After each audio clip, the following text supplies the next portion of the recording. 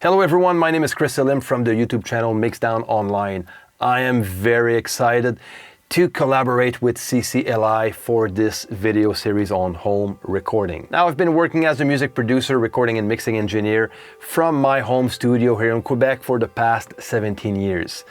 I worked with several Christian artists, mainly in the French Christian music scene, here in Quebec and in France. Now, my goal with this video series on home recording is to help worship leaders, music directors, and church musicians to be able to record themselves from home, so they can lay down their music ideas, worship songs and arrangements, and share them with their worship team. So without further ado, let's dive in. So let's start by talking about the sound interface. The one I'm going to be using today is the UR RT4 from Steinberg. This one is a 4 preamp interface with a total of 6 inputs. That means that I can record at the same time 4 sources that needs a microphone, so 4 vocals, or recording 2 acoustic guitars and 2 vocals at the same time. So I can plug in a total of 4 microphones in that sound interface and record that at once. Also, I have an extra 2 balanced inputs. If I want to plug in a synth or a electric piano, for example, I can use input 5 and 6. Now, there's other types of sound interfaces out there that are way smaller than this one, and there's bigger ones as well. You need to find the one that meets your needs, okay? And they're not too expensive. You can get a very good and decent sound interface for less than $200, okay? Depending on what you need, if you need only 1 preamp to plug in only 1 microphone, you know, there's several options out there that you can buy, and you can also go for a 2 preamp version. It all depends on what you need. Now, the sound interface is the centerpiece of your home studio. It's going to manage the sound coming into your recording software and out of your recording software. And talking about recording softwares, also known as DAWs, that means Digital Audio Workstation. The one that I'm working with is Cubase. I've been using Cubase since day one. That's 17 years ago, I think. So it's been quite a long time that I've been working with this recording software called Cubase. The version I'm going to be working with today is Cubase Elements, which is a stripped down version of the Pro version that I usually work with. So let's jump right into Cubase and let's dive in and set up that software so you can record your own music. So first, when we open Cubase, we are going to end up on the Steinberg hub. And we have like several options here. We have the recent tab, which is going to allow us to recall a recent project that we worked on. We have also recording templates, scoring templates, production and mastering templates as well. And if we click on more, we have all of our own templates. If you want to save your templates in the future, they are going to show up under the More tab. So for now, I have empty, which is what I am going to use for today's session. So I'm going to click on prompt for project location. I'm going to make sure that option is selected, and then I'm going to click on create empty, and we are going to create our first project. I'm just going to create a new folder on the desktop, and let's call this one CCLI.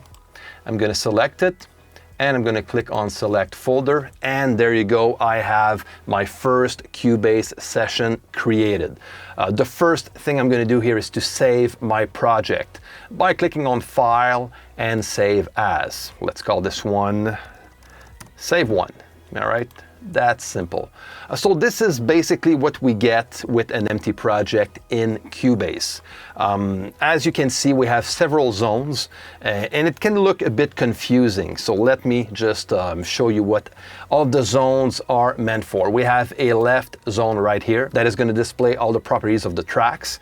We have the bottom zone that has several tabs, like the mix console, the editor, sampler control, and chord pads. We're going to look into the chord pads later on in this series.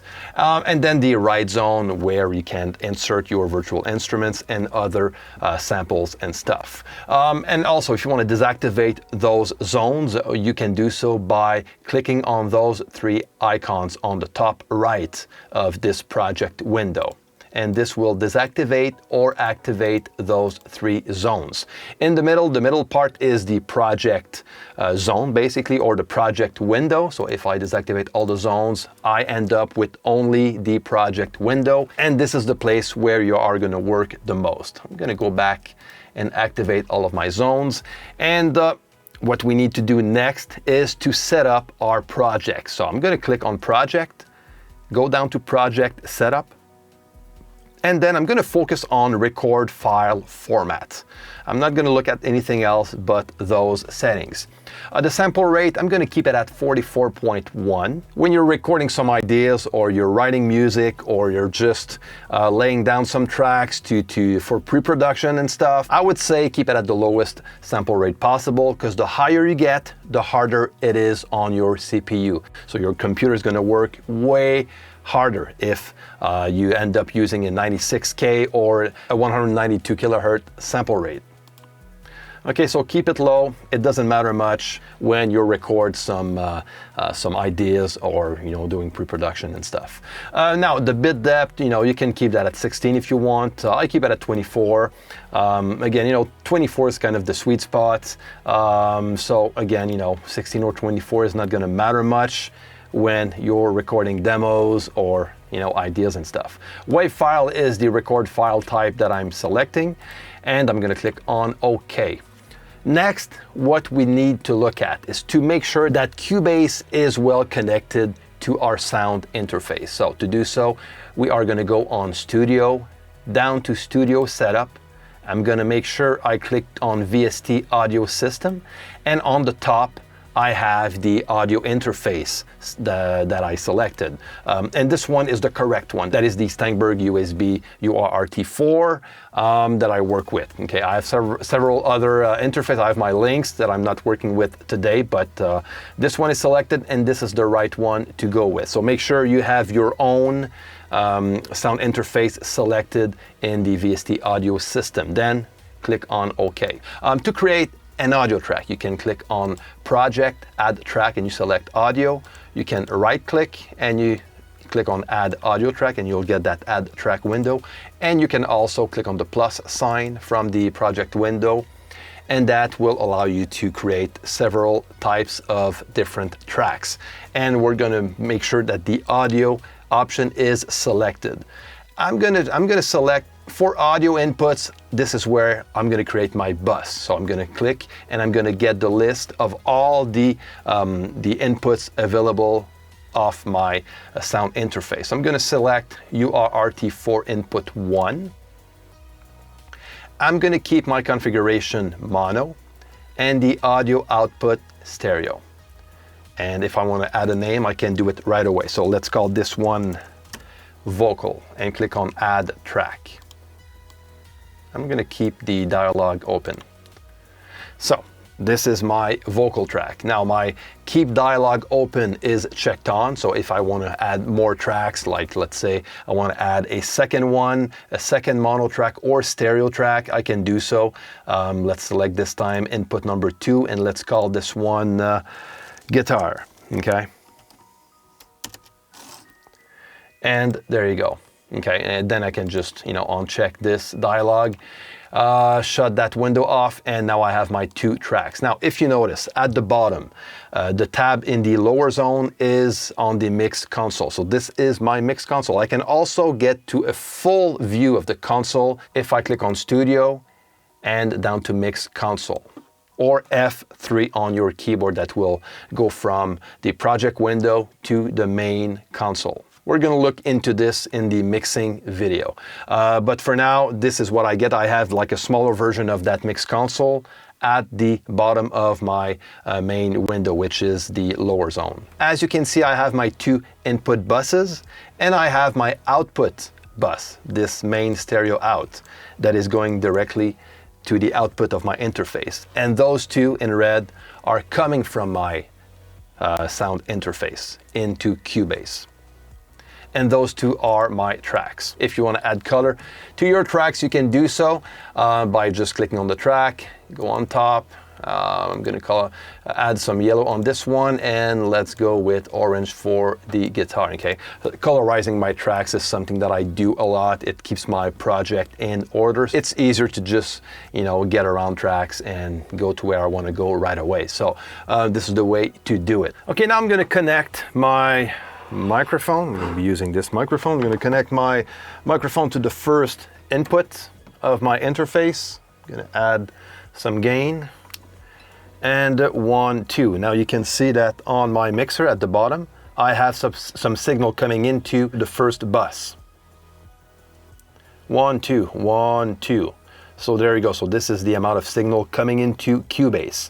And on top, if I click on my track, and I have on the left zone, I have access to the input. That is input number 1. And of course the output as well. So now I know that this track is connected to this input. So if I record, 1, 2, 1, 2, 1, 2. Let's listen to that again. 1, 2, 1, 2, 1, 2. There you go, so that simple. So I'm gonna turn that microphone off for now. So this is how you create an audio track in Cubase, and you link that up with your sound interface and you start recording, you know, that simple. We're gonna go a bit deeper in the recording process when we'll reach the recording video. But for now, this is how you do it. Now, every recording software has a different way of doing things, but it's all the same thing in general. They're all going to do the same thing. They're all going to connect themselves to the sound interface. There's going to be a way to create tracks and create inputs, outputs, link that up to your interface and stuff. So if you're not using Cubase, just keep watching. It doesn't matter much. You'll get the general idea on how you can work things up from your own digital audio workstation. Now let's keep going and create a VST instrument channel. We can click on the plus sign and select instrument, or we can go on the right zone, make sure we're on the media tab, and select VST instruments. All the instruments that you have installed on your computer are going to show on this window. I'm going to select Helion Sonic SE. I'm going to just drag this down to my project window, and that will create an instrument track. So this is going to allow me to choose a sound off this virtual synth and to start writing some MIDI notes so I can trigger the sound from that synth. So let's try this out. If I just select one sound, let's go with the atmosphere one, double click on that sound, and there you go.